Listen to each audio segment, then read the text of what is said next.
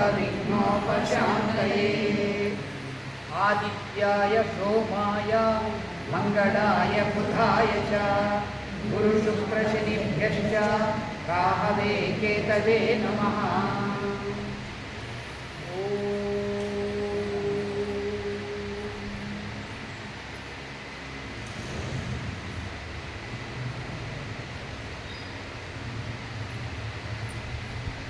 పంచాంగ శ్రవణానికి ముందు మనం ఒక శ్లోకం చెప్పుకుంటాము, అది మీరు కూడా పలకండి.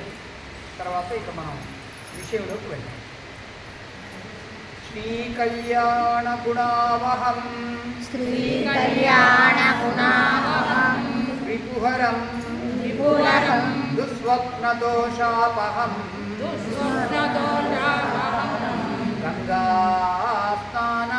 గంగా స్నాన విశేష పుణ్యఫలదం గోదానతుల్యం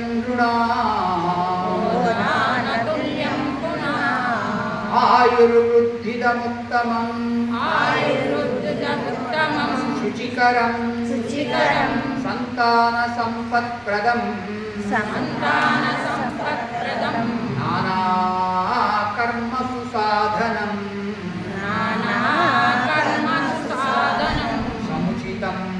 సముచితం పంచాంగమాకర్ణ్యత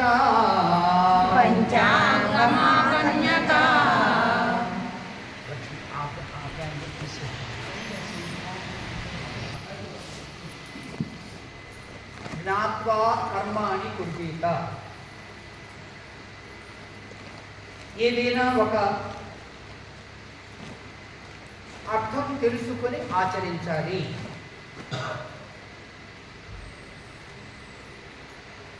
యుగస్య ఆది ఉగాది. యుగము అంటే కాలము, కాలం ఆరంభమైంది కాబట్టి దీన్ని యుగాది, అది కాస్త ఉగాదిగా అయింది. కొంచెం ఈ బ్యాక్గ్రౌండ్ అలుతూ ఉన్నాను, బాగా వినండి. కొండకు రాళ్ళు మోసిందెవరు? నదికి నీళ్లు తోడిందెవరు? మింగిపోయిన చుక్కలు చల్లిందెవరు? కొండ కోనల్లో లోయల్లో చెట్లు నాటిందెవరు? అసలు నేనెవరు? ఈ సమస్త సృష్టికి మూలాధారం ఏంటి? మనిషి మనస్సులో రకరకాల ప్రశ్నలు. సమాధానాన్ని అన్వేషించే క్రమంలో అనేక నిగూఢ రహస్యాల్ని వెలికి తీశాడు ఈ మానవుడు. తన గణిత ప్రతిభను, ఖగోళ విజ్ఞానాన్ని, తర్కశాస్త్ర పాండిత్యాన్ని, పౌరాణిక నేపథ్యాన్ని జోడించి కాలం యొక్క స్వరూప స్వభావాన్ని అర్థం చేసుకున్నాడు. ఆ జిజ్ఞాసే ఉగాదికి ఆది నాంది. ఒక 4-5 రోజుల క్రితం నేను మన శంకర సత్సంగం సిద్ధజ్ఞాన ఆశ్రమంలో ఒక ఈనాడు ఆదివారం వచ్చినటువంటి ఒక పోస్ట్ పంపించాను. అప్పటి వరకు అందరూ ఏమనుకునేవాళ్ళు అని అంటే,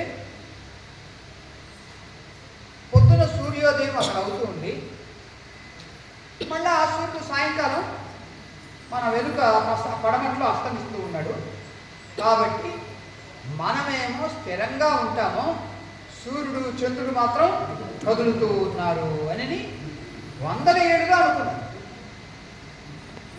శతాబ్దాల. కానీ ఒక ఆయన ఈ నీడలను చూసి ఇదేదో వీళ్ళు చెప్పింది కాదు అని రాత్రిపూట మేలుకుంటూ నోట్స్ రాసుకుంటూ చివరికి ఆయన ఏమన్నాడు అంటే, అవి ఏమీ కదలటం లేదు, మనమే కదులుతూ ఉన్నాము, ఈ భూమే కదులుతూ ఉంది, దాంట్లో ఉండే నేను కూడా కదులుతూ ఉన్నాను, కాకపోతే మనకు అర్థం కావట్లేదు అని ఆయన కనిపెట్టాడు. ఆయనే కోపర్నికస్.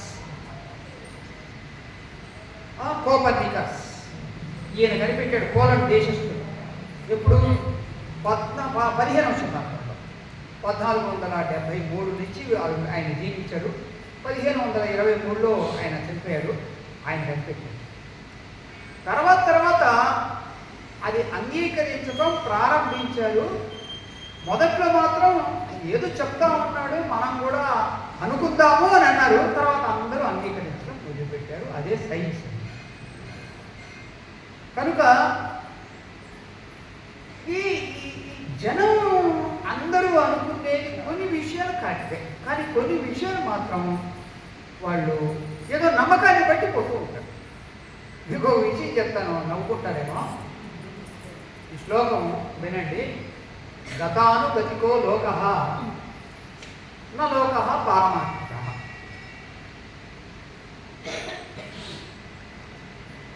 గంగా తీరే సైకతలింగే నష్టం మే తామ్రభాజనం. ఆ ప్రాచీన శ్లోకం. ఒక ఆయన పండితుడు గంగా తీరానికి వెళ్ళాడు. వెళ్ళి స్నానం చేయాలి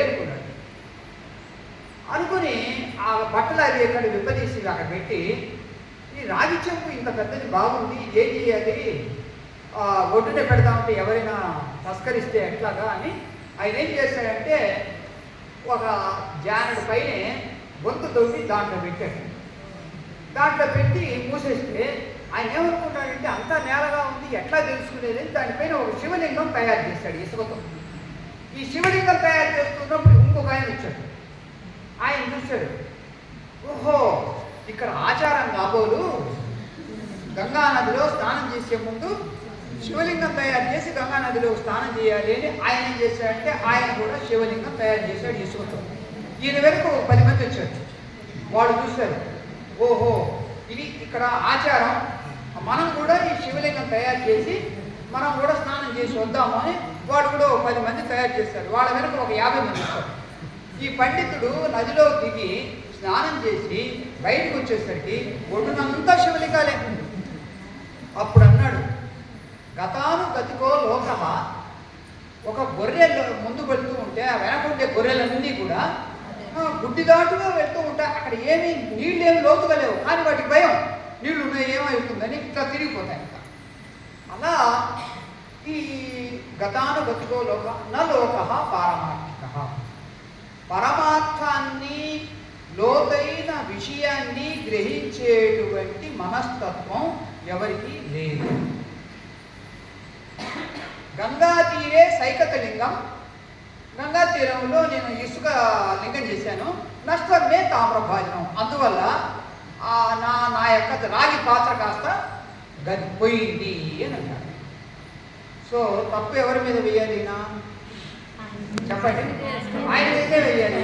సైకతలింగం ఎందుకు చేయాలి? ఇంకా ఆయన చూసిన వాళ్ళందరూ అదే చేశారు. మీరు ఎప్పుడైతే జ్ఞానంలో లేరో, అజ్ఞానంలో ఉన్నారో, మీరు క్రమేణా ఏమవుతుందంటే నమ్మకాల వైపు మొగ్గు. ఎక్కడైనా అంతే, నమ్మకాల వైపు మొగ్గు చూపుతారు. ఒక 50 ఏళ్ల క్రితం ప్రజలు ఎట్లా జీవించారు, 100 ఏళ్ల క్రితం ఎట్లా జీవించారు, 200 ఏళ్ల క్రితం ఎట్లా జీవించారు, పూర్తిగా నమ్మకాలు. ఎప్పుడైతే జ్ఞానం రావడం మొదలైందో వాళ్ళ యొక్క నమ్మకాలన్నీ కూడా క్రమేణా సడలిస్తూ సన్నగిలుతూ వచ్చాయి. సో కాబట్టి మనిషి యొక్క మనస్సు అన్ని విషయాలను ముందు వెనుక ఆలోచించి ఒక గణిత ప్రకారంగా, తర్కం ప్రకారంగా జోడించి ఆ పౌరాణిక నేపథ్యాన్ని కూడా అర్థం చేసుకుని గమనిస్తే అప్పుడు ఈ కాలగణనము అనేది ప్రారంభమైంది. అదే ఉగాదికి నాంది. భగవద్గీతలో ఒక మాట వస్తుంది, కాలః కలయతామహం అని. ఏ అధ్యాయంలో వస్తుందో తెలుసా? 10. కాల కలయతామహం అని అంటే నేను కాలస్వరూపుణ్ణి అని ప్రకటించుకున్నాడు పరమాత్మ. కాలాన్ని ఒక విరాట్ రూపంగా ఊహించుకుంటే, అమ్మా వినండి, కల్పాలు మన్వంతరాలు, మహాయుగాలు, యుగాలు, సంవత్సరాలు ఆ దివ్య పురుషుడి యొక్క అంగాలు ఉపాంగాలుగా ఏర్పడ్డాయి. చైత్రంలో ఆరంభమై పాల్గొనంతో ముగిసే 12 నెలల ప్రయాణంలో ఋతువులు, మాసాలు, పక్షాలు, వారాలు, రోజులు, దివారాత్రాలు ఆ కాలస్వరూపుడి యొక్క మజిలీలు. మజిలీలు అంటే క్యాంప్. తొలి మాసం చైత్రం వస్తోంది అనగానే మనిషిలో కొండంత ఉత్సాహం, కానీ కొంచెం భయం కూడా ఉంటుంది. అందువల్ల సంవత్సరాది రోజున చేతులు జోడించి, దేవుడా మాకు పుష్కలంగా వానలు కురిపించు, దండిగా ధాన్యరాశులు అందించు, విపత్తుల నుంచి విధ్వంసాల నుంచి పిల్లా పాపల్ని పశు సంపదను కాపాడమని ప్రకృతి స్వరూపుణ్ణి వేడుకుంటారు. ఈ ఉగాది రోజున పొద్దునే ముఖ్యంగా సూర్యుడిని ఉపాసించారు, సూర్యుడికి దండం పెట్టుకోవాలి. యజుర్వేదంలో ఒక మంత్రం వస్తుంది, ఎక్కువగా ఉత్తర భారతంలో వినపడుతుంది మంత్రం. ఓం ద్యౌ శాంతి అంతరిక్షం శాంతి ఆపశాంతి వరుణ శాంతి. ఈ మంత్రం ఎక్కువగా వినపడుతుంది. పంచభూతాలు, సమస్త ప్రకృతి, సకల జీవరాశులు ప్రశాంతంగా ఉండాలి, అందులో నేను ఉండాలనే ప్రార్థన అన్నమాట. ఇది 60 సంవత్సరాలు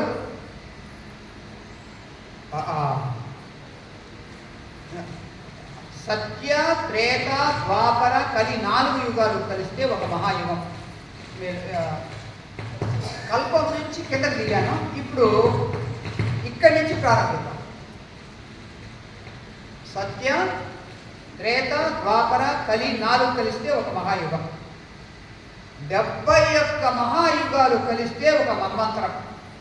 అలాంటివి 14 మన్వంతరాలు కలిస్తే ఒక కల్పం. ప్రస్తుతం నడుస్తున్నది ఏమిటి అంటే 28వ మహాయుగం, 7వ మన్వంతరం. సూర్యుడు కుమారుడైనటువంటి వైవస్వత మనువు మనల్ని ఇప్పుడు పరిపాలిస్తూ ఉన్నాడు. అందువల్లనే మనము సంకల్పంలో కలియుగే ప్రథమపాదే జంబూద్వీపే భరతవర్షే భరతఖండే శ్వేతవరాహ కల్పే వైవస్వత మన్వంతరే ప్రథమపాదే అంటాం. కనుక మానవ జాతికి మూల పురుషుడు కూడా ఈ వైవస్వత మన్వు కనుక ఆ వైవస్వత మన్వంతరే అంటాం అన్నమాట. శ్రీ మహావిష్ణువు మత్స్యమై సోమకాసురుడి చెర నుంచి వేదాలకు ముక్తి కలిగించింది ఈ ఉగాది రోజే అని పురాణాలు. శ్రీరాముడు చైత్రశుద్ధ పాడ్యమి నాడే లంక నుంచి అయోధ్యకు తిరుగు ప్రయాణమైనట్లు వాల్మీకి రామాయణం చెప్తుంది. దీన్ని బట్టి చూస్తే సత్య, త్రేత, దసరా నవరాత్రుల కంటే కూడా, ద్వాపరం నాటి దీపావళి కంటే కూడా ఉగాదే అత్యంత ప్రాచీనమైనటువంటి పండుగ అని తెలుస్తూ ఉంది. బుద్ధిజీవిగా మారిన తర్వాత మనిషి జరుపుకున్న తొలి వేడుక కూడా ఇదే, ఉగాదే అని. ప్రభవ నుంచి అక్షయ వరకు 60 మైళ్ళ ప్రయాణం ఇది. ఏమండి 60 మైళ్ళు. కొంతమంది 60 మైళ్ళు నడిచిన తర్వాత ఇంకొక 30 మైళ్ళు కూడా నడుస్తారు, ఇంకొంతమంది 40 మైళ్ళు కూడా నడుస్తారు. అప్పుడు వాళ్ళని ఏమనాలి? సెంటినేరియన్ అని అన్నారు. అంటే 100 సంవత్సరాలు జీవించిన వాడుగా అనాలి. అంటే రెండవసారి 60లో రెండవసారి కొన్ని టచ్ చేస్తారు ఆరోగ్యంగా ఉంటే. మీరు కూడా ఆరోగ్యంగా ఉంటారు, భ్రామరి చేయండి, తప్పకుండా ఆరోగ్యంగా ఉంటాడు. బాగా చేయాలి బ్రాహ్మణి. ఇప్పుడు ఈ 60 మైళ్ళ ప్రయాణంలో విశ్వావసు నుంచి మనం ఎక్కడికి వచ్చాం? పరాభవకు వచ్చాం. దయచేసి వినండి. సంవత్సరం యొక్క పేరుకు ఆ అర్థంతో పాటు జరగబోయేటువంటి సంఘటనలకు ఏ సంబంధము లేదు. పరాభవం వచ్చింది అంటే, పరాభవం అంటే ఏమిటి? అవమానం, ఓడిపోవడం. దీనికి సంబంధం లేదు. ఆ అర్థంతో ముడిపడి కుంగిపోవద్దు. కాకపోతే మీరు కొన్ని మనం జాగ్రత్తలు పాటించాలి. అమ్మా అయ్యా చూడండి, విషమ పరిస్థితుల్లో కూడా మీరు మీ యొక్క నాలుకను మరియు బుద్ధులను చక్కగా ఉంచుకుంటే ఆ విషమ పరిస్థితి కూడా మీకు అనుకూలంగా మారుతుంది. ఎన్నో ఉంటాయి. అందుకనే తెలుగులో ఒక సామెత ఉంది, నోరు మంచిదైతే మన సంకల్పం మంచిదైతే జీవితం కూడా మంచిదే ఉంటుంది. కనుక ఈ 60లో ఉండే పేర్లలో కొన్నిట్లో సకారాత్మకత అంటే అనుకూలత, కొన్నిట్లో నకారాత్మకత అంటే ప్రతికూలత, కొన్ని సొగసుగా ఉంటాయి, కొన్ని క్రూరంగా ఉంటాయి. ఇలా ధ్వనిస్తుంది వీటి యొక్క అర్థం. వికృతి నామ సంవత్సరం, క్రూరనామ సంవత్సరం, క్రోధనామ సంవత్సరం. ఇలా ఉంది. మనకు భయం వేస్తుంది కాదు, వాటిని మనం సూచనగా తీసుకుని జాగ్రత్త పడాలి అంతే. ప్రభవ అంటే ప్రభవించటం, పుట్టటం, శుభారంభం అని. విభవించటం, విస్తరించటం. ప్రమోదూత ఆనందాన్ని మోసుకొచ్చేది. ప్రమా అంటే ఆపద, ప్రమో అని అంటే సంతోషం, ఆనందం. అందువల్లే కొంతమంది పేరు పెట్టుకుంటారు ప్రమో అవుతుంది. సో ఆనందం అనమాట. ఆనందాన్ని మోసుకొచ్చేది. ప్రజోత్పత్తి, సంతాన భాగ్యాన్ని ప్రసాదించేది. శుభకృత్, శుభాలనిచ్చేది. తారణ అంటే దాటిపోతుంది, కష్టాల నుండి ఒడ్డున పడేసేది. విక్రమ, ధైర్య శౌర్యాలను అనుగ్రహించేది. శ్రీముఖ, మంగళకరమైనది. అక్షయ, క్షయం ఉండదు, ఎప్పుడు నిరంతరం కొనసాగుతూ ఉంటుంది. కానీ వ్యయనామ సంవత్సరం, విరోధినామ సంవత్సరం, వికృతినామ సంవత్సరం, ఖర, వికారి, క్రోధి, రాక్షస, రౌద్రి, దుర్మతి, క్రోధన ఈ మొదలగు నామాన్ని తలుచుకున్నప్పుడు మనస్సు కీడును శంకిస్తుంది. ఎవ్వరు ఏం భయపడాల్సిన అవసరం లేదు. పేర్లంతే. దక్ష ప్రజాపతికి 60 మంది కూతుర్లు పుట్టారంట. వాళ్ళ పేరే వీటికి పెట్టారు. అది ఇంకొక పురాణం ఏమని చెప్తుందంటే,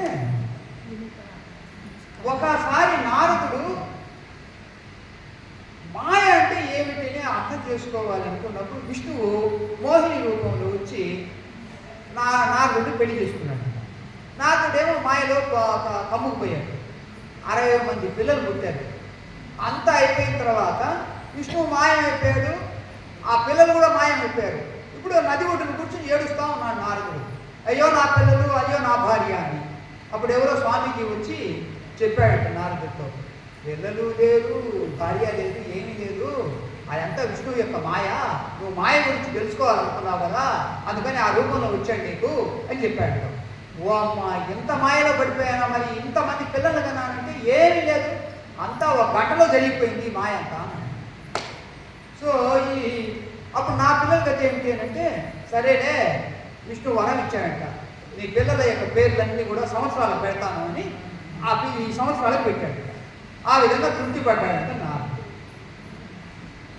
నారదుడి యొక్క పిల్లలు ఎట్లాగా మాయమైపోయారో సంవత్సరాలు కూడా మాయమైపోయి ఏది కూడా ఉండదు, ఏది నిలవదు, అన్నీ పాస్. ఏ విధంగా కాలం నీరు ప్రవహిస్తుందో అట్లాగే కాలం కూడా ప్రవహిస్తుంది. ఎవరు ఉండేవాడు కాదు. ఎవరైనా ఉంటాము అని అంటే రారా నాయన నీకు నాతో పాటు తీసుకెళ్తాను ఉంటుంది. కనుక పరాభవ నామ సంవత్సరం, ఇప్పటి వరకు ఈ కొన్ని 10-12 పేర్లు చెప్పాను కదా, అట్లాగే ఈ పరాభవ నామ సంవత్సరం కూడా అపఖ్యాతిని మూట కట్టుకుంది. నిజానికి ఆ పేర్లు ఆయా సంవత్సరాల స్వభావాలు కానే కాదు అని జ్యోతిష్ శాస్త్ర నిపుణులు స్పష్టం చేశారు. అందుకే అనేక ఉదాహరణలు చూపుతారు. సకారాత్మకమైన వాటిని ఆంక్షలుగా, నకారాత్మకమైన వాటిని హెచ్చరికలుగా మనం తీసుకొని జీవితాన్ని దిద్దుకోవాలి, ఉన్నతంగా పండించుకోవాలి. ఏమండి, మనకు అనుకూలంగా పేరు కనపడితేనేమో వాటిని ఆంక్షలుగా తీసుకోవాలి, జాగ్రత్తగా ఉండాలి. నకారాత్మకంగా ప్రతికూలంగా ఉంటేనేమో హెచ్చరికలు, జాగ్రత్త, బీ కేర్ఫుల్ అని అవి సూచిస్తూ ఉన్నాయని మనం తెలుసుకుంటాం. ఇక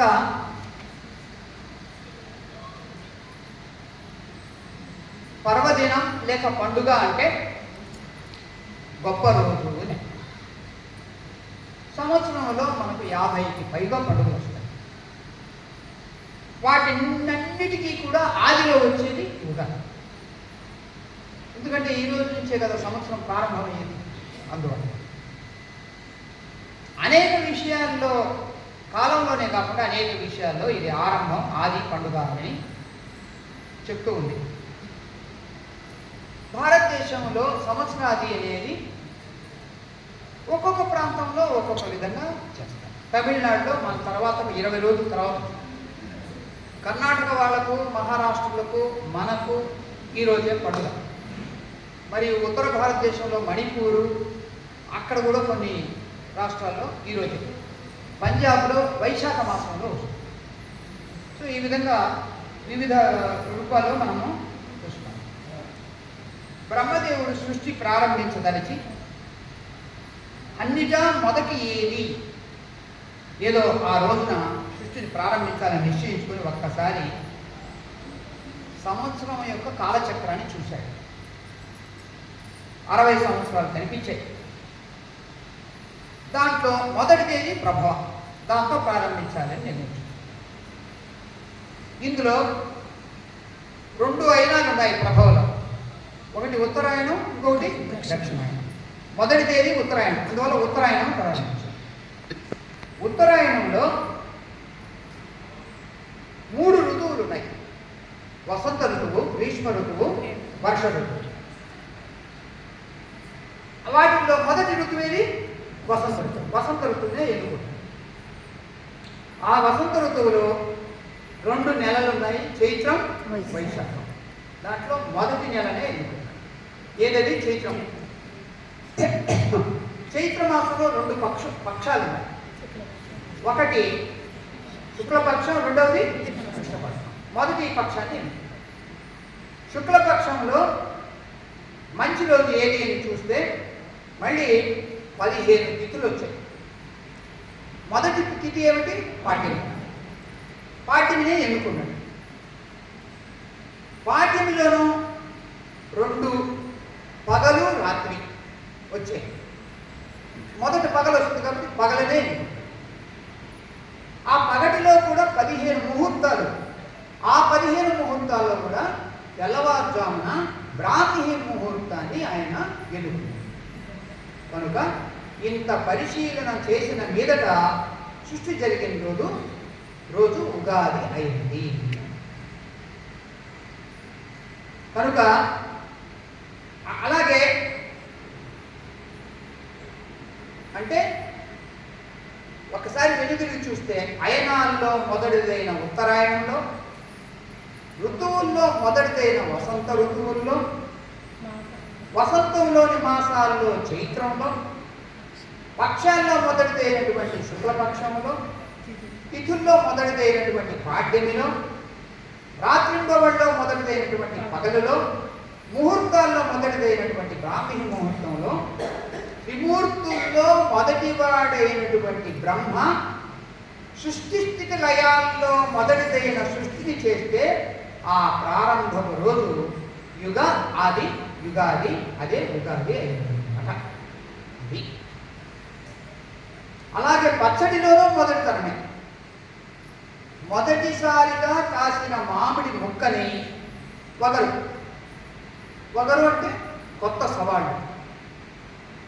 మొదటిసారిగా చేతికి అంది వచ్చినటువంటి చెరుకు అదే బెల్లం, తీపి ఆనందానికి సంకేతం. మొదటిసారిగా ఇంటికి వచ్చిన మిరియాన్ని కారం అంటే సహనం కోల్పోయేటువంటి పరిస్థితి. మొదటిసారిగా పూత పూసిన వేప పువ్వును చేదు, బాధను కలిగించే అనుభవాలు, కొంత ఉప్పును, మొదటిసారిగా పంట పడిన కొత్త చింతపండుతో నేర్పుగా వ్యవహారం చేస్తే ఆ కలిపి వచ్చే భక్షమే ఉగాది పచ్చడి. నేర్పుగా చేయాలి. మళ్ళీ అది ఎక్కువ ఇది ఎక్కువ వేస్తే కష్టం. ఒకళ్ళేమో చేదు అంటారు, ఇంకొకడు కారం అంటారు, ఇంకొకడు పులుపు అంటారు. వీటితో కలిపిన ఒక భక్ష్యం చేసి అందరికంటే మొదటి దేవుడికి నైవేద్యంగా పెట్టి, దేవుడు మొదటి దేవుడు బ్రహ్మ. ఇప్పుడు మొదటి బ్రహ్మ ఇంట్లో వినడం ఇక్కడ అందరికంటే మొదటివాడైన పెద్దవారు, ఆయన ద్వారా అందరూ ఆ రోజున తినే మొదటి తినుబండారంగా స్వీకరించడం అనే పద్ధతిని ఓ సంప్రదాయంగా ఏర్పరిచారు. అంటే అది పెద్దలకు ఎవరికైనా ఇచ్చి వాడతారు.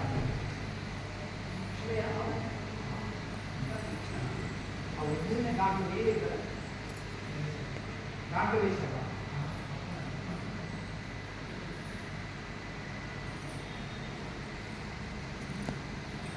ఈ మొదటి తరం అనేది కాలంలోనే కాకుండా భక్షంలోనే కాదు, పంచభూతాల్లో కూడా కనిపిస్తుంది. పంచభూతాలు కూడా ఇక మీదట అన్ని తమ యొక్క సారాన్ని బాగా పుంజుకుంటాయి. దిగుడు బావుల్లో కొత్త నీటితో ఊట ప్రారంభమవుతుంది. పాముల్లో కొత్త విషం ఉత్పత్తి అవుతుంది. చెట్లన్నిటికీ కొత్త చిగుళ్ళు చిగర్చడం కనిపిస్తుంది. ఇది చూడాలంటే మీరు ఆశ్రమానికి రండి. ఈ వాతావరణం అంతా తనకు అనుకూలం కాబట్టి తన గొంతును విప్పుతుంది కోయిల. చెట్లలో ఔషధి గుణం మెల్లమెల్లగా పెరుగుతుంది. ఖనిజాలన్నీ వృద్ధి పొందుతూ తవ్వితే బయటపడటానికి సిద్ధంగా ఉండే కాలం కూడా ఇదే. వసంతంలోనూ మొదటితనమే. సో శ్రీరామచంద్రుడి యొక్క పట్టాభిషేకానికి ముహూర్తాన్ని నిర్ణయించింది ఈ వసంత కాలంలోనే. అది చెడిపోయి పెద్దల క్షేమం కోసం రాముడు అరణ్యాలకు కదిలింది ఈ వసంతంలోనే. సీతాపహరణం జరిగింది ఈ వసంతంలోనే. మారుచుడికి మోక్షం, జటాయుడికి ఉత్తమ గతి ప్రాప్తి కూడా ఈ వసంతంలోనే. అలాగే ఆంజనేయుడు మొదటిసారిగా శ్రీరామును చూసింది. శ్రీరాముడు సుగ్రీవుడితో సఖ్యాన్ని చేసుకున్నది. సుగ్రీవుడు రాముకి అభయాన్ని ఇచ్చింది. రాముడి చేతిలో వాలికి మోక్షం లభించింది. ఆంజనేయుడు సీతమ్మను దర్శించింది. సీతమ్మకు రాముడి వార్తలు అందినవి. రావణవధానంతరం రాముడు అయోధ్యలో పట్టాభిషిక్తుడైనది. అన్నీ కూడా ఈ వసంతం. ఒక సంవత్సరం కాదు, అనేక సంవత్సరం. ఉగాదికి ఒక శ్లోకం, మంచి శ్లోకం ఉంది. దాన్ని ఏమంటారంటే, క్షణం ప్రతిక్షణం యన్నవం నవం తచ్చ సుందరం సచ్చ తచ్చివం వర్ష నూతనం తే శుభం ముదం ఉత్తరోత్తరం భవతు సిద్ధి. కాలం ఎప్పుడూ కూడా ముందుకెళ్తూ ఉంటుంది. కాలంతో పాటు ప్రకృతిని కూడా మారుస్తూ పోతూ ఉంటుంది. మనము కూడా మార్పును అంగీకరించటానికి, స్వీకరించటానికి సిద్ధంగా ఉండాలి. అలా సిద్ధంగా ఉన్నప్పుడు కాలంతో పాటు ప్రయాణిస్తాము.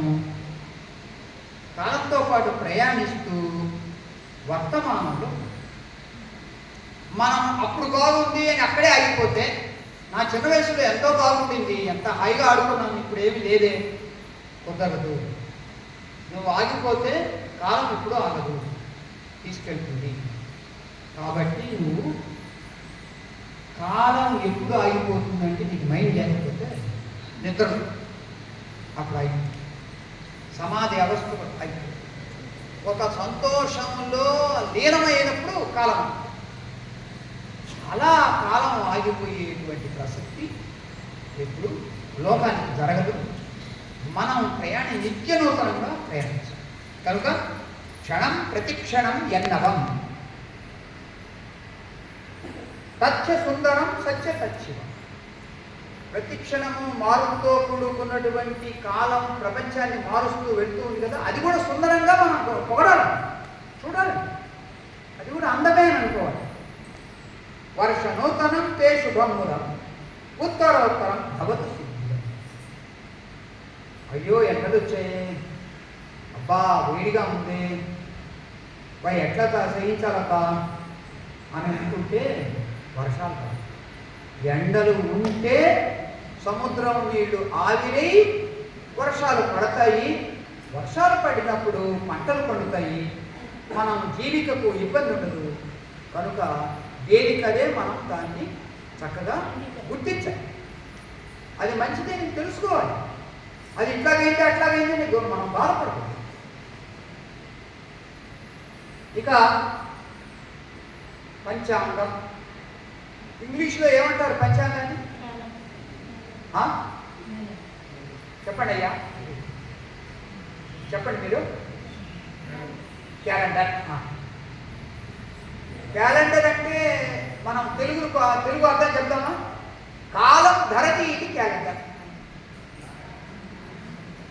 కాలాన్ని ధరిస్తుంది కాబట్టి క్యాలెండర్ అంటారు. పంచాంగము అంటే 5 అంగాలు. ఏమిటి? తిథి, వార, నక్షత్ర, యోగ, కర్ణ. 5 తిథులు.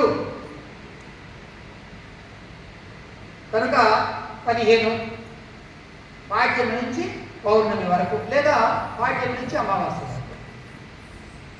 శుక్లపక్షంలోనేమో పౌర్ణమి, కృష్ణపక్షంలోనేమో అమావాస్య. అంతే. వారాలు 7, ఆదివారం నుంచి శనివారం. నక్షత్రాలు 27, అశ్విని భరణి నుండి రేవతి వరకు. యోగములు 27, విష్కంభము ప్రీతి మొదలు నుండి ఐంద్రము వైద్యుతి వరకు. కరణములు 11, భవ బాలవ మొదలు నుండి కింస్తుఘ్నము వరకు కరణాలు 11. తర్వాత ఈ సంఖ్యను మీరు జ్ఞాపకం ఉంచుకోండి వీరైతే. గ్రహాలన్నీ 9. ఏమండి? 9. 10వ గ్రహం ఎవరు? అల్లుడు. ఎందుకంటే ఇంట్లో ఉండేదంతా తీసుకోండి. రాశులు 12, మేషం నుండి మీనం వరకు. మీరు ఏ రాశి గుర్తించుకోండి, పంచాంగం చూసి చెప్తాను దక్షిణ తిరుగు తర్వాత. పక్షాలని 2, శుక్లపక్షం, కాలములు 3, వేసవి, వర్ష మరియు చలికాలం. వేసవిలో చైత్రం, వైశాఖం, జ్యేష్టం, ఆషాఢం. వర్షాకాలంలో శ్రావణం, భాద్రపదం, ఆశ్విజం, కార్తీకం. చలికాలంలో మార్గశిరం, పుష్యం, మాఘం, పాల్గొనం. ఇవి. సో నిన్నటితో చలికాలం ముగిసిందన్నమాట. ఇక వేసవి కాలం ప్రారంభమైంది ఈ రోజు నుంచి. ఋతువులన్నీ 6: వసంత ఋతువు, గ్రీష్మ ఋతువు, వర్ష ఋతువు, శరద్ ఋతువు, హేమంత ఋతువు, శిష్య ఋతువు. చాలా మందికి వసంత ఋతువు అంటే చాలా ఇష్టం. ఎందుకంటే మధుమాసం అని కూడా అంటారు.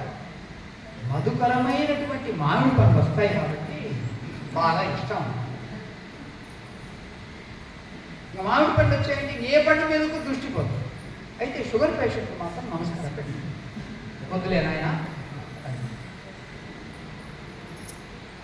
నెలలు 12, చైత్రం నుంచి పాల్గొనం వరకు. సంవత్సరాలు ప్రభవ విభవం నుండి అక్షయ వరకు 60 సంవత్సరాలు.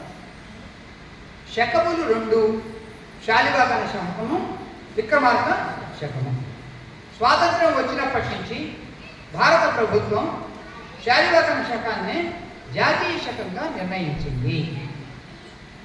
ఇది. యుగములు 4: కృత, త్రేత, ద్వాపర, కలి. ఇప్పుడు మనము విశ్వావసునామ సంవత్సరం నుంచి పరాభవనామ సంవత్సరంలోకి అడుగు పెట్టాము. 39వ నుంచి 40లోకి వెళ్తాం. ఇంకొక 20 ఉన్నాయా? 20 వరకు చూస్తారా మీరు? అమ్మా నేను ఎప్పుడు అంటూ ఉంటాను, పాప నిశ్శబ్దంగా కూర్చోండి. ఇక్కడికి రండి, ఇక్కడికి రండి. నేను ముందు కూర్చుంటే ప్రసాదం ఎక్కువ పెట్టండి. చూడండి అమ్మా, ఎప్పుడు నేను అంటూ ఉంటాను, ఆరోగ్యాన్ని మీరు మందుల షాప్లో కొనుక్కోలేరు, మీ జీవన విధానం ద్వారా కనుక్కోగలరు. చాలా ముఖ్యమైన విషయం. మీ ఆహారం కానీ, మీ యొక్క శారీరక శ్రమ కానీ ఎంత కంట్రోల్గా ఉంటే అంతకాలం ఆరోగ్యంగా. ఒక్కొక్కరు చూస్తే ఎన్ని రకాల కంప్లైంట్లతో హాస్పిటల్ చుట్టూ తిరుగుతారంటే 40 దాటింది అంటే ఇది చెప్పలేము. వాళ్ళు సంపాదించిన డబ్బు మొత్తం ఆ కార్పొరేట్ హాస్పిటల్స్కు వాటికి అయిపోతూ ఉంది. ఏమీ ఆరోగ్యం చేకూడటం లేదు. కాబట్టి దయచేసి మీ ఆరోగ్యం మీ చేతుల్లో. దీన్ని శరీరం ఎప్పుడూ కూడా శ్రమకు గురి కావాలి, మనస్సు ఎప్పుడూ కూడా స్థిరత్వాన్ని పొందుతుంది. మనం మనస్సునేమో చంచలంగా మారుస్తున్నాము, శరీరాన్నేమో సుఖాలు వచ్చే కొద్దీ స్థిరంగా ఉంటుంది. ఇదే పెద్ద విషయం, బాగా గమనించుకోండి. ఆహారం విషయంలో జాగ్రత్త వహించండి. అందరికీ నొప్పులు ఎక్కువ ఉంటాయి పల్లెటూరులో వాళ్ళు. కారణం ఏమిటి? యాసిడిక్ ఫుడ్ ఎక్కువ. యాసిడిక్ ఫుడ్ అంటే ఏమిటి? నిలవ ఉండే ఆహారం, ప్యాకేజ్డ్ ఫుడ్స్, నూనె పదార్థాలు, ఇవన్నీ కూడా నిలవ ఉండే ఆహారం. ఇవి ఎక్కువ కొద్దీ మన రక్తమేమో ఆల్కలైన్, ఆహారాలు తినేదేమో యాసిడిక్. రక్తం ఏమవుతుంది? యాసిడిక్గా మారిపోతుంది, ఆల్కలైన్ తగ్గిపోతుంది. ఇక మొదటి ఎక్కడ సూచన జరుగుతుంది అంటే నొప్పులతో ప్రారంభం. ఇక యాసిడిక్ ఆహారాలన్నీ రుచిగా ఉంటాయి. ఉదాహరణకు మీకు ఇడ్లీ రుచిగా ఉంటుందా, దోశ రుచిగా ఉంటుందా? దోశ. కానీ దోశలో ఏమీ లేదు, పోషక విలువ లేదు. ఎందుకంటే ఒకసారి ఇట్లా వేసి మళ్ళీ ఇంకొకసారి ఇట్లా వేసేస్తే కాలిపోయింది. అంతా ఆ పోషక విలువలన్నీ పెనం మీద ఏమైంది అంటే, నాకేం వంట తెలుసని కాదు, చూస్తూ ఉంటాను. మాకు ఆశ్రమంలో ఉండాలండి దంపతులు, వాళ్ళు రోజు దోశలే. దోశ అని ఎందుకంటారు తెలుసా? తెలీదా? మొదటిసారి వేసినప్పుడు సుస్ అంటుంది, రెండోసారి వేసినప్పుడు సుస్ అంటుంది, కాబట్టి 2 సార్లు సుస్ అంటుంది, కాబట్టి దోశ అని.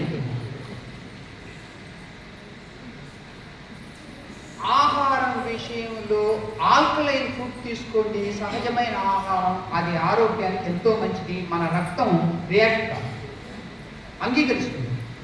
ఆహారం విషయంలో మనం జాగ్రత్త లేకుండా నాలుకకు మాత్రం రుచిని కలిగించి తృప్తి పరుగుతాము అంటే 40-50 దాటిన తర్వాత ఇక కష్టం, మీరు ఇబ్బంది పడతారు. ఓకే.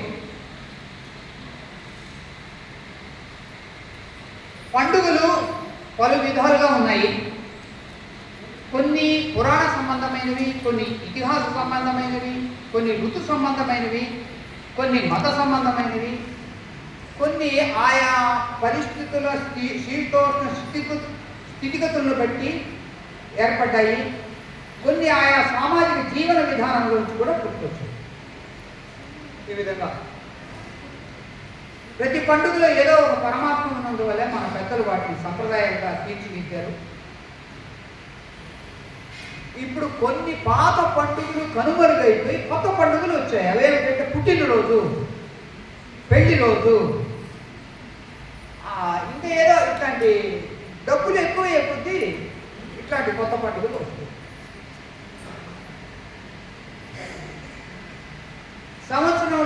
సరే ఏ వారంలో ప్రారంభమవుతుందో ఆ వారానికి అధిపతి ఆ సంవత్సరానికి రాజు అవుతాడు. కాబట్టి ఈ పరాభవ నామ సంవత్సరం ఈరోజు గురువారం ప్రారంభమైంది. కాబట్టి ఈ రోజుకు రాజు ఎవరు?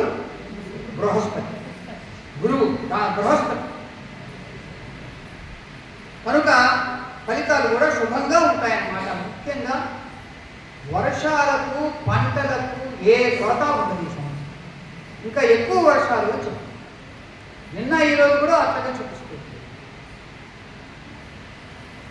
కనుక స్వామీజీ ఈరోజు ఈ సంవత్సరం వర్షాలు బాగున్నాయని పంచాంగం చెప్పారు కదా, మరి సరిగ్గా పడలేదు అని అంటే నేనేం చేయలేను పంచాంగం అని చెప్తున్నారు. కాబట్టి పంచాంగాన్ని పెండండి మీరు. అప్పుడు ఇదేంటి ఇది ఆపేసావు, ఇది పోయింది.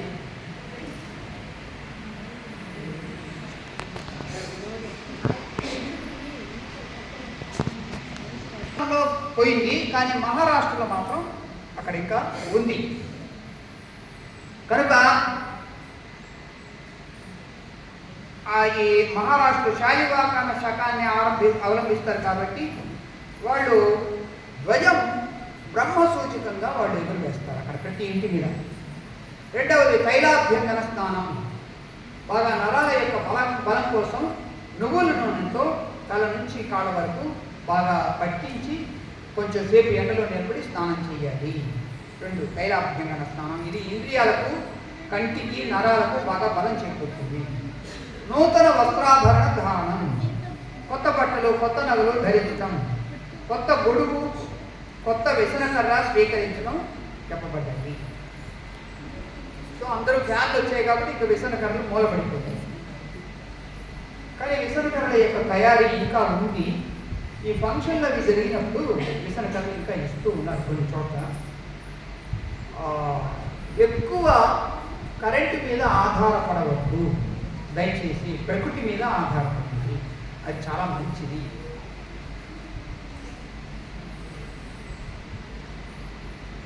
ఈ పండుగ నాడు మంగళ స్నానానంతరం శుచి అయ్యి కొత్త బట్టలు కట్టుకొని కొత్త నగలు పెట్టుకొని దేహాన్ని అలంకరించుకోవడం మంగళకరమైంది, సంతోషకరమైంది, అంతేకాకుండా ఉత్సాహజనకమైంది.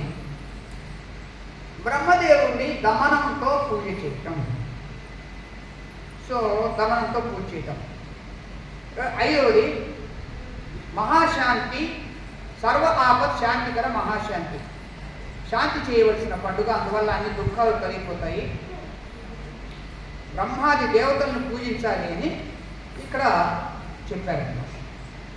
ఇక ఆరవది నింబ కుసుమ భక్షణం. ఉగాది పచ్చడిని తినటం. ఇది ఋతు సంబంధమైన పండుగ.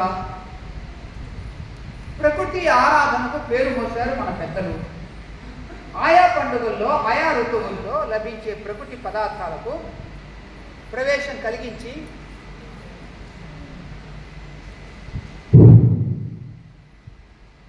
ప్రయోజనం కలిగించారు. ఉగాది పర్వకలాపాల్లో ఒక విషయం దీనికి చక్కని నిదర్శనం. అది నింబ కుసుమ భక్షణం, ఉగాది పచ్చడి తింటాం. ఉగాది నాటికి ఆయన అది పట్టుకుని తిరుగుతున్నది ఎక్కడైనా పెట్టమనమ్మా. బుద్ధ స్తమానం ఆపై రక్తాన్ని శుద్ధి చేసి వృద్ధిపరిచే గుణం దానికి ఉంది. వైద్యానికి ఉపయోగించే వేప చెట్టు పంచాంగాల్లో ఒకటి. మానవుడికి ఆరోగ్యాన్ని చేకూర్చే వృక్షాల్లో వేప ఎన్నికైంది. స్వర్గలోకంలో కల్పవృక్షం లాంటిది భూలోకంలో వేప చెట్టు. కాబట్టి వేప చెట్టు గాలి కూడా ఆరోగ్యప్రదమైంది. ఏడాది పండుగ నాడు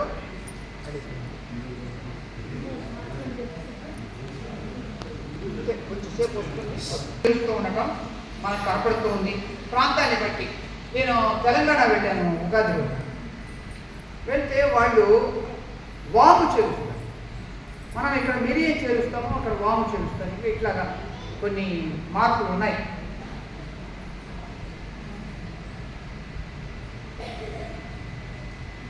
కొన్ని ప్రాంతాల్లో అరటిపండు ముక్కలు వేస్తారు. ఈ ఉగాది పచ్చడిలో ఉప్పు కూడా చేర్చవచ్చు, ఎందుకంటే ఉప్పు షడ్రుచుల్లో ఉప్పు కూడా ఉంది కాబట్టి. చేదు, వగరు, తీపి, కారం, ఉప్పు అన్నీ కలిసి ఉన్నాయి. జీవితంలో మనకు సంతోషమే కాకుండా అనేక ప్రతికూల విషయాలు, దుఃఖాలు, బాధలు, కష్టాలు, సంతోషాలు, కలిసి వచ్చే అంశాలు అనేకం వస్తూ ఉంటాయి. వాటిని సమంగా స్వీకరించాలి. సుఖ దుఃఖే సమే కృత్వా లాభాలాభౌ జయాజయము. కనుక కష్ట సుఖాలకు కానీ, నష్టాలకు కానీ, లాభాలకు కానీ మేము సంసిద్ధులమై ఉన్నాము అని మనం సూచించడానికే ఉగాది పచ్చడి సేవనం అనేది ఒక సూచన. కనుక ఈ మంత్రం చెప్పుకుంటూ ఉగాది పచ్చడిని తీసుకోవాలట. వాం అష్టశోక నారభీష్ట మధుమాస సముద్భవ నిభామి శోక సంతప్త మమ శోకం సదా కురు. సో ఇది మీరు చెప్పలేకపోయినా కానీ, వినడం వలనైనా కానీ మీకు ఈ ఫలితం కలుగుతుంది అని చెప్తారు. ఇక పంచాంగ శ్రవణం, ఇది ముఖ్యమైనది ఈరోజు. సో పంచాంగ శ్రవణం చాలా విషయాలు ఉన్నాయి, మనము తెలుసుకోవాల్సింది. సాయంత్రం పంచాంగ శ్రవణం చేయడం ఆచారమైంది. తిథివార నక్షత్ర యోగ కర్మాల 5 అంగాల కలిగి పంచాంగం. సంపద కోరేవాడు తిథి విషయమై జాగ్రత్త పడాలి. దీర్ఘాయువును కోరేవాడు వారం విషయమై మెలకువ వహించాలి. పాప విముక్తిని కోరేవాడు నక్షత్ర విషయమై మెలకువ వహించాలి. రోగాల నుండి రక్షణ కోరేవాడు యోగా విషయమై శ్రద్ధ పెట్టాలి. తాను చేసే పనుల్లో విజయం కోరేవారు కరణం విషయంలో జాగ్రత్త పడాలి. పంచాంగంలో ప్రయోజనం ఇది. గ్రహాదుల ప్రభావం సరిగ్గా తెలుసుకుని జాగ్రత్త వహించితే మానవుడి జీవితం సుఖంగా జయప్రదంగా అవుతుంది. అది తెలుసుకోవడానికి పంచాంగ పరిజ్ఞానం అవసరం. పూర్వకాలంలో పంచాంగాలు ఇప్పట్లాగా ముద్రణ అనేది జరిగేది కాదు. అందువల్ల అందరికీ అందుబాటులో ఉండేవి కావు.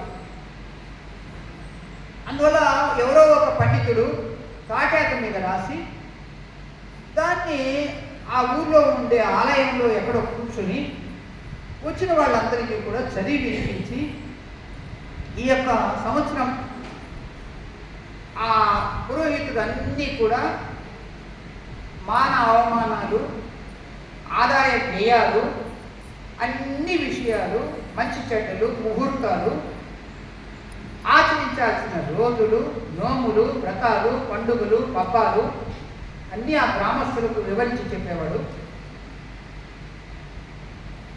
కొత్త పంచాంగానికి పసుపొట్టు పెట్టి పూజ చేసేవాడు. అసలు చేరిన వాళ్ళందరికీ పంట పర్యాయాలు, వర్షయోగాలు, రాజపూజ్య అవమానాలు, ఆదాయ వ్యయాలు, కందాయ ఫలాలు, గ్రహణ కాలాలు మొదలు చెప్పేవాడు. దీన్నే పంచాంగ శ్రవణం అంటారు. సో ఇందాకనే మీ చేత శ్లోకం చెప్పించాను. ఆ శ్లోకంలో అన్ని విషయాలు, ఆ పంచాంగంలో ఉండే విషయాలన్నీ కూడా మనం వివరించాం. ఇక పంచాంగంలోకి వెళ్దాము.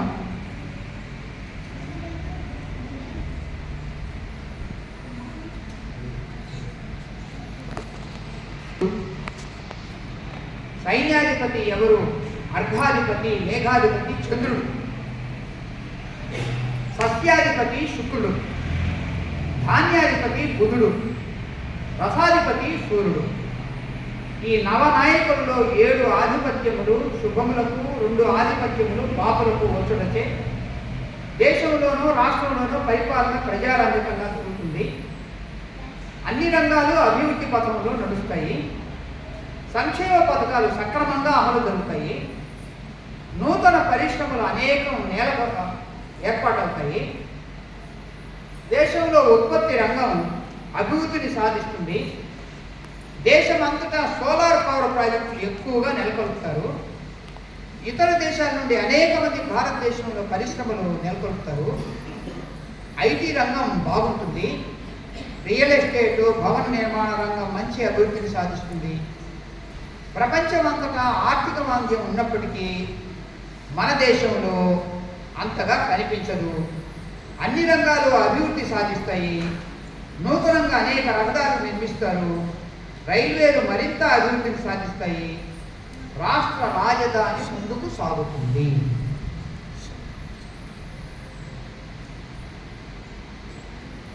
కేంద్రంలో ఇప్పుడుండే ఎన్డీఏ ప్రభుత్వం కొనసాగితే ఇవన్నీ కూడా సక్రమంగా నడుస్తాయి. అది పడిపోయి ఇండి కూటమి కనుక చేరింది అంటే మనం చెప్పలేము. గోల్మాల్ గోవిందా అంటే ఏం జరుగుతుందో. ఎందుకు అనంటే ఒక ఆయన వానప్రస్థుడు సన్యాసి లాంటి వాడు ముఖ్య స్థానంలో ఉండి అన్ని మంత్రిత్వ శాఖల్ని పర్యవేక్షణ చేస్తూ ఎవరు లంచాలు తీసుకోకుండా, తాను తీసుకోకుండా, వాడు తీసుకోకుండా జాగ్రత్త పడుతూ ఉన్నారు. అందువల్ల దేశం, నా ప్రజలు వీళ్ళందరూ బాగుండాలి, నా దేశం ముందుకెళ్ళాలి అనే సంకల్పంతో చేస్తూ ఉన్నారు. కాబట్టి దేశం అభివృద్ధిని సాధిస్తుంది. అదే స్వాహా కనుకైతే ఎక్కడ ఎంతకు చాలుతాం. మంగళగిరి పానకాల నరసింహస్వామికి ఎంత పానకం పోసినా కానీ అట్లాగే ఈ సంవత్సరం 4 కుంచాల వర్షం దేశంలోనూ రాష్ట్రంలోనూ మంచి వర్షాలు కురుస్తాయి.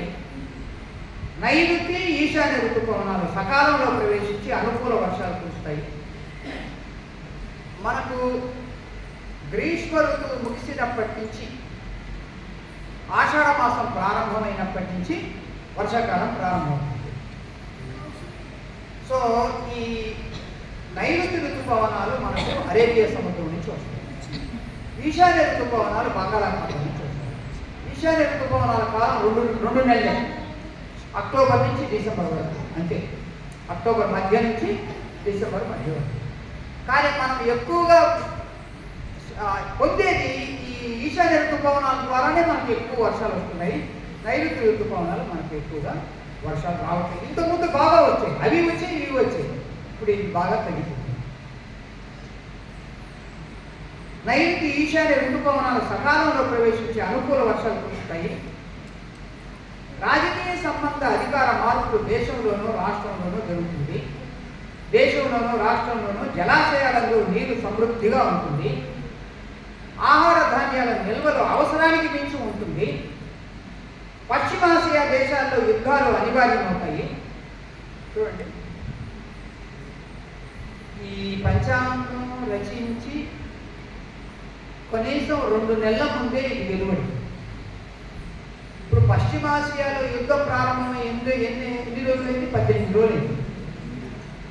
పంచాంగం ముద్రించి 2 నెలల పైన వాళ్ళు ఎట్లా కనిపెట్టారు మరి? ఇప్పుడు జయం చెప్తున్నాడు, పశ్చిమాసియాలో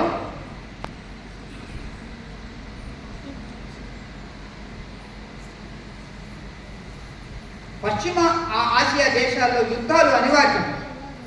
మన సరిహద్దు దేశంలో యుద్ధ వాతావరణం ఉంటుంది. మరొక్కసారి శత్రువును చిత్తు చేయడంలో మన సైన్యం సఫలీకృతం అవుతుంది. ప్రపంచమంతటా మన దేశ ఖ్యాతి పెరుగుతుంది. అంతరిక్ష పరిశోధనలు విజయవంతమవుతాయి. కొండ చర్యలు విరిగిపడి రహదారులు మూతపడతాయి. ఈ సంవత్సరం పిడుగులు అధికంగా పడతాయి. గాలితో కూడిన వర్షాలు ఎరుపు నేలలు, నల్లరేగడి నేలలు బాగా ఫలిస్తాయి. వరి, గోధుమ, మిర్చి, వాణిజ్య పంటలు, సుగంధ ద్రవ్యాలు, మొక్కజొన్న, వేరుశనగ, నువ్వులు, పత్తి పంటలు బాగా ఫలిస్తాయి. మంచి ధరలు కలిగి ఉండుటచే రైతాంగం సంతోషంతో ఉంటారు. నూనె రకాలకు మంచి ధరలు వస్తాయి. పళ్ళ తోటలకు దిగుబడి తగ్గుటచే వాటి ధరలు బాగా పెరుగుతాయి. పామాయిల్ వంటి నూనె పంటలకు మంచి లాభాలు వస్తాయి. అక్వా పరిశ్రమ బాగుంటుంది. పౌల్ట్రీ పరిశ్రమ బాగుంటుంది. కొబ్బరి పంట బాగుంటుంది. రైస్ మిల్లర్లకు అన్ని విధాలా బాగుంటుంది. 16 వీసములకు 12 వీసముల పంట ఫలిస్తుంది. ఆహార ధాన్యాలను ఇతర దేశాలకు ఎగుమతి చేస్తారు. ఎగుమతుల రంగం అభివృద్ధిని సాధిస్తుంది. ఈ సంవత్సరం కూడా మహానగరాలు నీట మునుగుతాయి. వర్షాలు ఎక్కువైనప్పుడు ఎందుకంటే మద్రాస్ ఏమో సముద్ర తీరంలో ఉంది, హైదరాబాద్ ఏమో ఎప్పుడు వర్షాలే, బాంబే ఏమో సముద్ర తీరంలో ఉంది, కలకత్తా ఏమో ఎప్పుడు వర్షాలే. పశుపాలకుడు, దొడ్డి పెట్టువాడు శ్రీకృష్ణుడు, విడిపించువాడు బలరాముడు అవటం వల్ల పాడి పరిశ్రమ అభివృద్ధి, పశుగ్రాసం ధరలు విపరీతంగా పెరుగుతాయి. ఈ సంవత్సరం వేసవిలో రికార్డు స్థాయిలో ఉష్ణోగ్రతలు ఉంటాయి. కొంతమంది అనుకోవచ్చు, ఒక 2 రోజుల నుంచి చల్లగా ఉంది, ముందుంది. ఉత్తరాది రాష్ట్రాల్లో అధిక ఉష్ణోగ్రతలు నమోదవుతాయి. చైత్రమాసంలో తొలకరి వానలు ప్రారంభమవుతాయి. చైత్రమాసం ప్రారంభమైన తొలకరి వానలు సకాలంలో వర్షాలు కురుస్తాయి. మా ఆశ్రమం కట్టిన కొత్తల్లో 2003 ఫిబ్రవరి 7వ తారీఖు లేకపోతే మార్చి నెలలో వచ్చింది ఆశ్రమం ప్రారంభోత్సవం. గురుమందిరం ఒక్కటే ఉండేది. నీళ్లు బోర్ నీళ్లు, వర్షం నీళ్లు డ్రమ్ముల్లో పట్టుకొని తాగుతుండేవాళ్ళం మొదట్లో. తర్వాత ట్యాంక్ పెట్టారు, ఆ చిన్న ట్యాంక్. అసలు 10 రోజులకు ఒకసారి, వారం రోజులకు ఒకసారి ఉరుములు మెరుపులతో పెద్ద వానలు పడి ఆ గురుమందిరం పక్కన చిన్న తూము నుంచి కొంచెం నీళ్లు పడుతూ ఉంటే అక్కడ డ్రమ్ము పెడితే అది నిండిపోతూ ఉండేది. అక్కడే స్నానం చేశారు. అంటే ఎండాకాలంలో కూడా వారం రోజులకు ఒకసారి, 10 రోజులకు ఒకసారి ఈదురుగాలులు, ఉరుములు మెరుపులతో వర్షాలు వస్తుండేవి. ఇప్పుడు అది తగ్గిపోయింది. అదే పోయింది. ఈ సంవత్సరం ఏదో కొంచెం చూపిస్తుంది నిన్న ఈరోజు. ఎప్పుడైతే అవి తగ్గిపోయినాయో సకాలంలో మెట్ట పంటలు పండటం కష్టం. ఎప్పుడైతే వారం 10 రోజులకు ఒకసారి ఉరుములు మెరుపులు ఈదురుగాలులతో కూడుకున్న వర్షం పడుతుందో మెట్ట పంటలు బాగా అది తగ్గింది.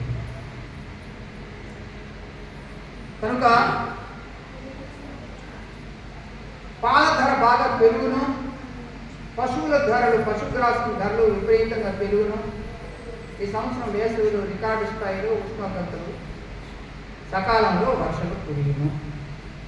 మౌఢ్య దినాలు, సరే అది పుష్కర కాలం.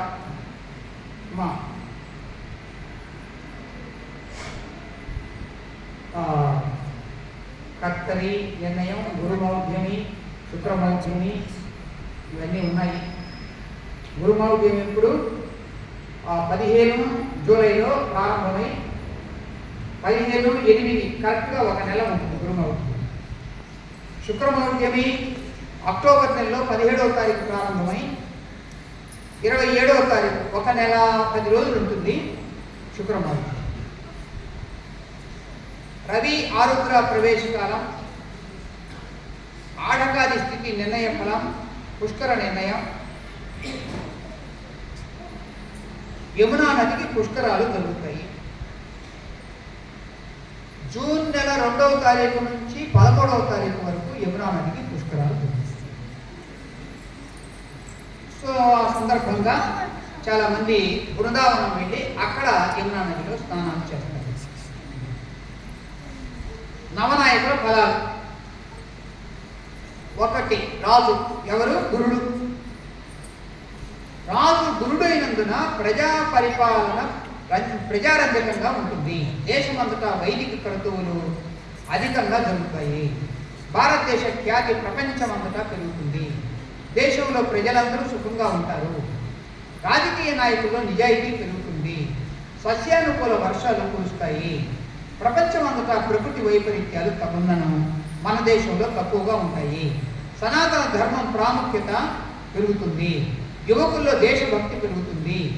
ఉప్పు, గంధకం, తగరం, రబ్బరు, శనగలు, వేరుశనగ, పంచదార, బెల్లం, పాలు, వీటి ఉత్పత్తులు, పత్తి, తృణధాన్యాలు, వస్త్రాలు, ఉలవలు, గోధుమలు, బంగారం, వెండి, పాదరసం, బియ్యం ధరలు పెరుగుతాయి.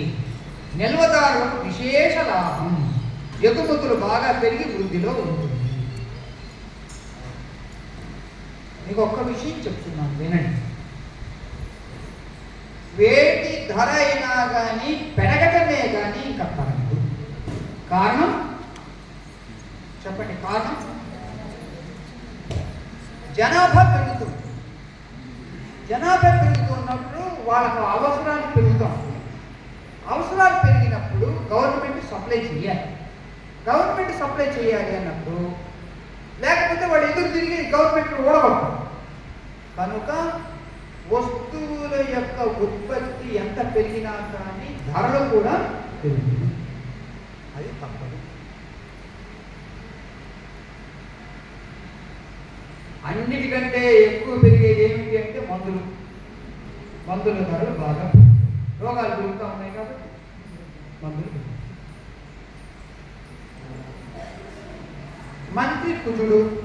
మంత్రి కుజుడైనందున ప్రపంచమంతటా యుద్ధ వాతావరణం ఉంటుంది. పశ్చిమాసియా దేశాల్లో మన సరిహద్దు చూడండి అమ్మా, పశ్చిమాసియా దేశాలన్నీ ముస్లిం దేశాలు. వాళ్ళందరూ ఒక కూటమిగా ఏర్పడి దాన్ని ఏమంటారంటే ఓపెక్ అంటారు. కూటమిగా ఏర్పడి 52 దేశాలు ముస్లిం దేశాలన్నీ ఒకటిగా అయినాయి. మళ్ళీ వాళ్ళే యుద్ధం చేసుకున్నారు. మన దేశంలో ఉండే ముస్లింలు హాయిగా జీవిస్తారు. ఎక్కడా లేదు మన దేశం అంత చీప్గా గ్యాస్ సిలిండర్ దొరికింది, ఎక్కడ లేదు మన దేశం. సో అయినా కానీ వీళ్ళకు నిద్ర ఉండదు, ఎప్పుడు ఏదో ఒకటి మాటలు అనాలి. పశ్చిమ దేశాల్లో మన దేశ సరిహద్దుల్లో ఉద్రిక్త వాతావరణం, యుద్ధ భయం కలుగుతుంది. ఈ సంవత్సరం దేశంలో రికార్డు స్థాయిలో అగ్ని ప్రమాదాలు, వాహన ప్రమాదాలు జరుగుతాయి. పెద్దదైన రైలు, విమాన ప్రమాదాలు ఉత్తరాది రాష్ట్రాల్లో జరుగుతాయి. అన్నదమ్ముల మధ్య విభేద భావాలు ఏర్పడతాయి. ప్రతి కుటుంబంలో ఏదో ఒక సమస్యతో సతమతమవుతారు. దేశంలో విడాకుల కేసులు అధికమవుతాయి. అక్కడక్కడ వడిగండ్ల వర్షాలు కురుస్తాయి. పంటకు నూతన తెగుళ్లు వచ్చుడొచ్చే దిగుబడి తగ్గుతుంది. ఎగుమతులు పెరుగుతాయి. కందుల ధరలు, ఎలక్ట్రానిక్ వస్తువుల ధరలు పెరుగుతాయి. కాబట్టి స్టాక్ చేసుకోండి కందులు. రేపు ఖమ్మంలో నాది ఉపన్యాసం ఉంది.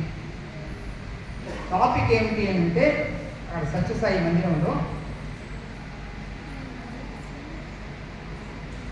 రామాయణము కుటుంబ విలువలు అని ఆ టాపిక్ మీద మాట్లాడాలి.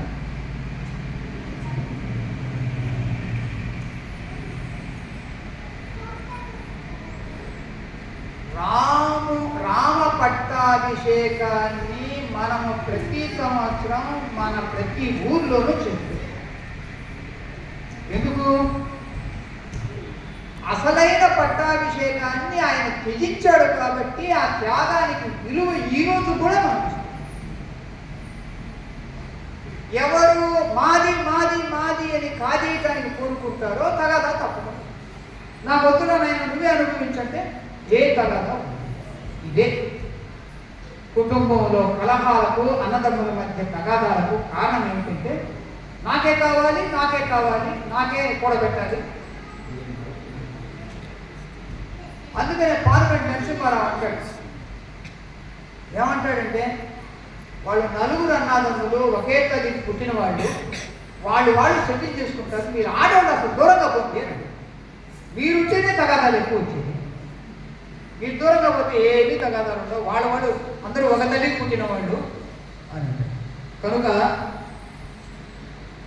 సైన్యాధిపతి ఎవరు? చంద్రుడు. నిలకడ లేని గ్రహమైనందున ప్రపంచమంతటా యుద్ధ వాతావరణం ఉంటుంది. నాయకులు యుద్ధాలను కోరుకుంటారు. చాకచక్యంతో సైన్యాలను నడిపిస్తారు. సరిహద్దు ప్రాంతాల యుద్ధ వాతావరణం ఉంటుంది. అగ్రదేశాల నాయకులు సమావేశం అవుతారు. ఆహార ధాన్యాల ఉత్పత్తి పెరుగుతుంది. ఆహార ధాన్యాల నిల్వలు సమృద్ధిగా ఉంటుంది. ఇతర దేశాలకు ఎగుమతులు చేస్తారు. విదేశీ వ్యవహారాలు చాకచక్యంగా వ్యవహరిస్తారు. నాయకులు, అధికారులు ప్రతి వ్యవహారం ఆచితూచి వ్యవహరిస్తారు. బంగారం, వెండి, పెట్రోలు, నెయ్యి, పంచదార, బెల్లం, నూలు వస్త్రాలు, గోధుమలు, బియ్యం ధరలు పెరుగుతాయి, సస్యానుకూల వర్షం వచ్చే సస్యాలు బాగా ఫలిస్తాయి, ప్రజారోగ్యం బాగుంటుంది, పశువులు క్షీర సమృద్ధిని కలిగి ఉంటారు, నదులన్నీ పొంగి ప్రవహిస్తాయి. ఒక్కొక్క గ్రహం యొక్క కోణం నుంచి నేను చెప్తూ ఇంకొక గ్రహం యొక్క కోణం ఇంకొక కొంచెం మార్పుతో పరిపాలయంత న్యాయేన మార్గేణ మహీమహీషాః బ్రాహ్మణేభ్యః శుభమస్తు నిత్యం లోకాః సమస్తాః సుఖినో భవంతు కాలే వర్షతు పర్జన్యః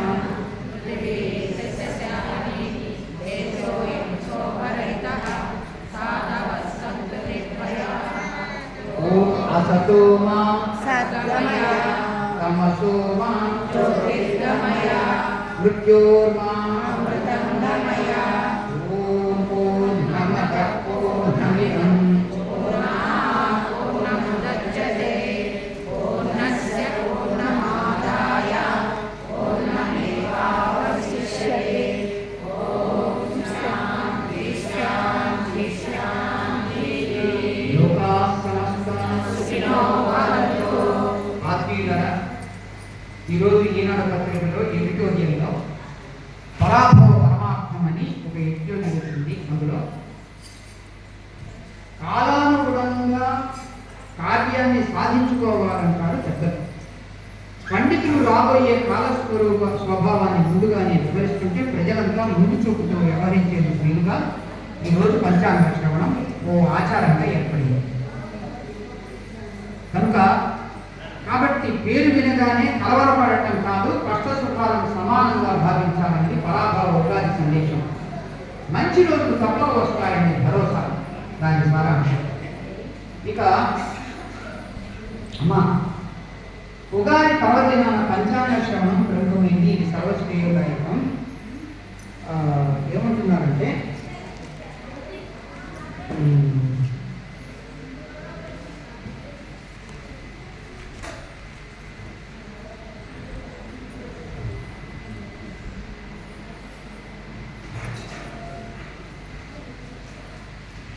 దైవనామస్మరణ చేయండి, వీలున్నప్పుడల్లా ఆలయాలకు వెళ్ళండి, ఆ వాతావరణం మానసిక ప్రశాంతత ఇస్తుంది. దాన ధర్మాలు చేయండి, పెద్దవే అక్కర్లేదు, సాయం కోరిన వాళ్ళకు వీలైనంతగా తోడ్పడండి. అవసరం లేకపోయినా కానీ మనం అనేక దుస్తులు కొంటూ ఉంటాం, తర్వాత కొన్నింటిని వేసుకోము కూడా, ఎక్కడ మూలపడేస్తాము. తీయటానికైనా మనసు ఒప్పదు, పనికి రాకుండా అలా పాడైపోవడం ఎందుకు, వేసుకునే వాళ్ళు ఉంటే ఇవ్వండి. అలాంటి దానాలతో అందుకున్న వాళ్ళకి ఆనందం, మనకు చిరాకు తప్పుతుంది. వారంలో నచ్చిన రోజు ఉపవాసం నియమంగా పెట్టుకోండి. వారంలో కాకపోతే ఒక పక్షంలో ఏకాదశి రోజున ఉంటుంది. ఇది ఆరోగ్యానికి మేలే. వృత్తి జీవితంలోనూ సానుకూల మార్పు వస్తుంది. బంధుమిత్రులతో కలివిడిగా ఉండండి, వీలున్నప్పుడల్లా వాళ్ళని కలవండి. కుటుంబంతో కలిసి భోజనం చేయండి. సంతోషంగా గడపడం వంటి అలవాటును రోజు కొనసాగిస్తే మరింత మేలు. చివరిగా జీవన శైలిని సాత్వికంగా మార్చుకోండి. ముఖ్యంగా పలికే మాట జాగ్రత్త. అనవసరంగా మాట గురించి ఈ ఏడాది అవమానాల పరంపరమైన, అందువల్ల నోరు మంచి అవ్వాలి, ఊరు మంచిది అవుతుంది. ఎదుటి వారి తప్పిదాన్ని పెద్ద మనసుతో క్షమించండి, ప్రశాంతత మీ సొంతం అవుతుంది. అందుకే వినయంగా, సౌమ్యంగా, ఏ కపటాలు లేకుండా నిర్మలంగా ఉండటమే రక్ష. కాబట్టి యోగా, ధ్యానం లాంటివి చేయండి. వీటి వల్ల ఏ పరిస్థితుల్లో అయినా నిశ్చలంగా ఉండటం అలవాటుంది. కఠినంగా మాట్లాడటం మానుకోకపోతే పరాభవ చేతుల్లో మనకు భంగపాటు తప్పనిసరి. అందుకనే ఈ సూత్రాలను పాటిస్తూ సవాళ్ళకు సంసిద్ధమవుదాం, ఆటుపోటును ధైర్యంగా ఎదుర్కొందాం.